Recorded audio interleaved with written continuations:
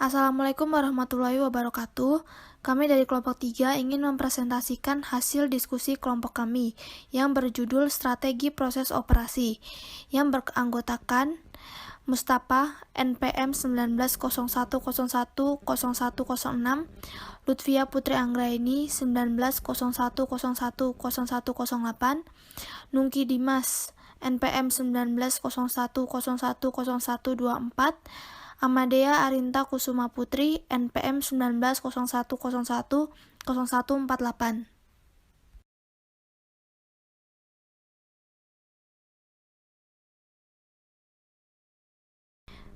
Pengertian: strategi proses atau proses strategi atau strategi transformasi adalah sebuah pendekatan organisasi untuk mengubah sumber daya menjadi barang dan jasa.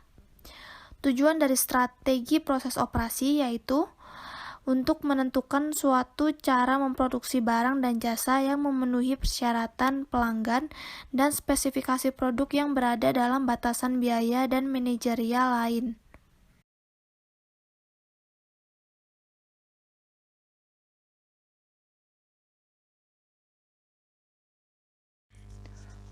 Yang selanjutnya ada 4 strategi pada proses. Yang pertama adalah fokus kepada proses atau proses fokus. Proses ini adalah memfokuskan kepada proses dari strategi untuk menghasilkan sebuah produk ataupun jasa yang baik, cara yang baik. Yang kedua yaitu fokus berulang atau repeative fokus. Fokus ini adalah fokus yang berulang atau untuk mengkaji ulang kepada proses sebelumnya agar barang yang dihasilkan itu menjadi lebih baik. Yang ketiga yaitu fokus pada produk.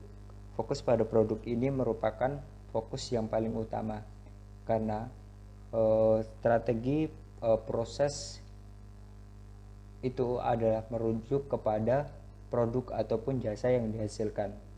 Yang keempat yaitu fokus konsumisasi massal atau mass communication adalah sebuah produksi secara cepat dan murah untuk memenuhi kebutuhan dari pelanggan.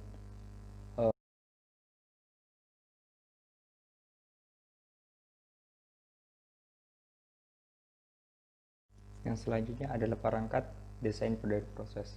Perangkat desain proses ini terbagi menjadi 5. Yang pertama adalah diagram alir. Apa sih yang dimaksud dengan diagram alir? Diagram alir adalah sebuah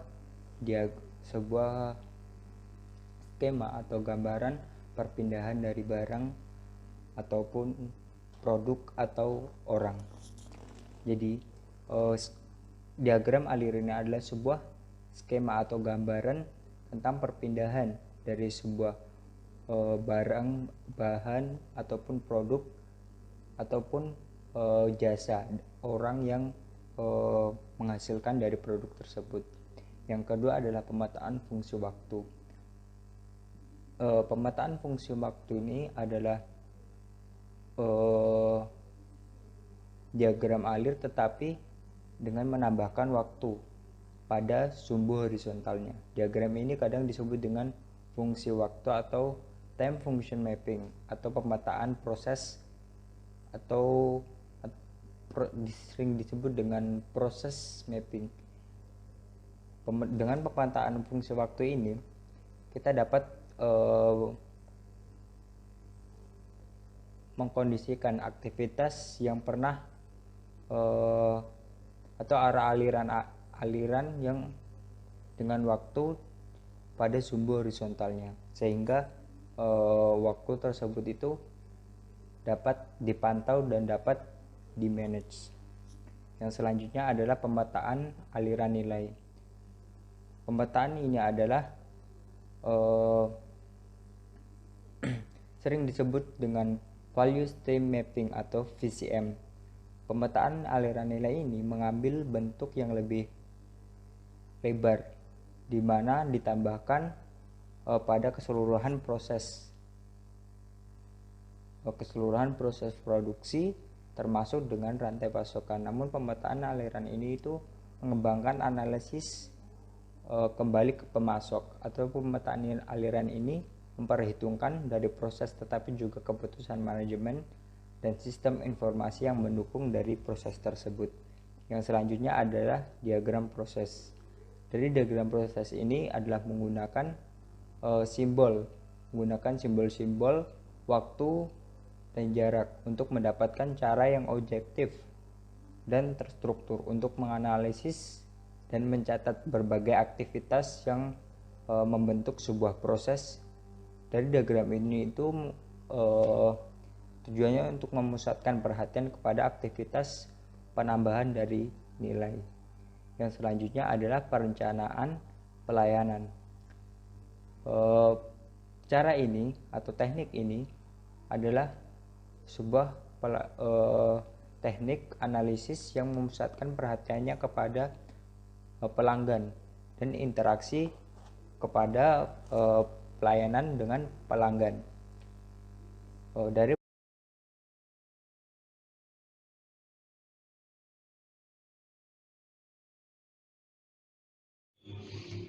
pemilihan peralatan teknologi merupakan hal paling penting yang dijadikan patokan dalam pemilihan peralatan dan teknologi. Merupakan konsep fleksibilitas, yaitu kemampuan untuk merespon dengan sedikit pengorbanan waktu, biaya, dan nilai konsumen. Hal ini dapat diartikan peralatan yang digunakan bersifat modular atau dapat dipindahkan dan murah.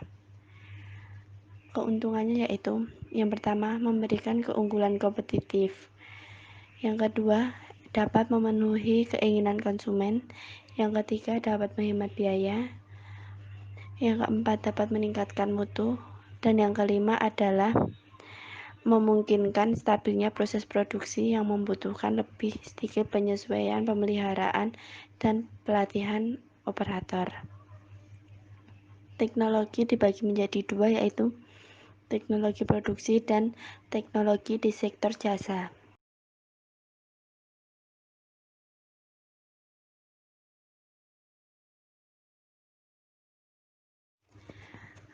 Ada berbagai macam teknologi produksi. Yang pertama adalah teknologi mesin. Yang kedua, Automatic Identification System atau AISS dan RFID. Yang ketiga, pengendalian proses. Yang keempat, sistem visi. Yang kelima, robot. Yang keenam, Automated Storage and Retrieval System atau ASRSS. Kemudian ada Automated Guided Vehicle atau AGVS, kemudian Flexible Manufacturing System atau FMSS, dan yang terakhir adalah Computer Integrated Manufacturing atau yang sering disebut dengan CIM. Ada berbagai macam teknologi di sektor jasa serta contohnya. Yang pertama adalah jasa keuangan. Contohnya adalah kartu debit, transfer via ATM, transfer saham via internet. Kemudian dalam bidang pendidikan, contohnya adalah majalah elektronik dan jurnal online. Yang ketiga ada layanan umum. Contohnya seperti truk sampah otomatis, scanner bom, dan surat aplikasi. Yang keempat ada restoran. Contohnya pesanan ke dapur melalui via nirkabel maupun robot penjaga. Yang kelima ada komunikasi, contohnya TV interaktif dan penerbitan elektronik. Selanjutnya ada hotel, yaitu contohnya sistem penguncian elektronik dan pendaftaran elektronik. Yang kemudian perdagangan grosir atau eceran, contohnya terminal pos, e-commerce, data dengan barcode, komunikasi elektronik antara truk dengan supplier. Kemudian ada transportasi, contohnya yaitu loket tol otomatis, sistem navigasi dipandu dengan satelit. Kemudian ada kesehatan, contohnya sistem informasi kesehatan online dan sistem pengawasan pasien secara online. Setelah yang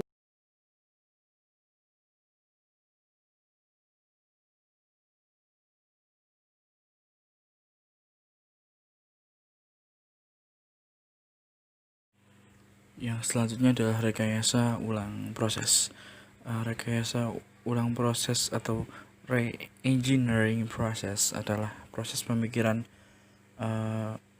kembali tentang dan mendesain ulang bisnis secara radikal untuk membawa peningkatan kerja secara dahsyat. Hal ini dilakukan karena kedinamisan yang ada di mana konsumen, teknologi maupun bauran produk.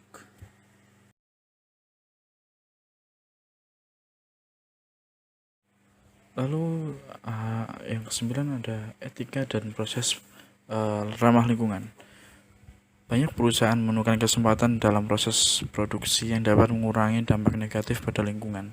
Kesempatan tersebut sangat beragam, mulai dari aktivitas yang dipandang oleh masyarakat sebagai suatu yang etis dan merupakan tanggung jawab sosial, hingga tindakan yang diatur secara hukum seperti pencegahan polusi.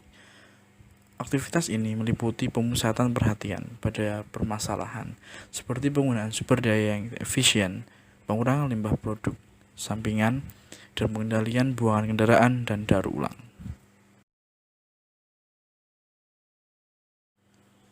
Cukup sekian yang dapat kami sampaikan. Apabila ada salah kata atau kekurangan, mohon maaf.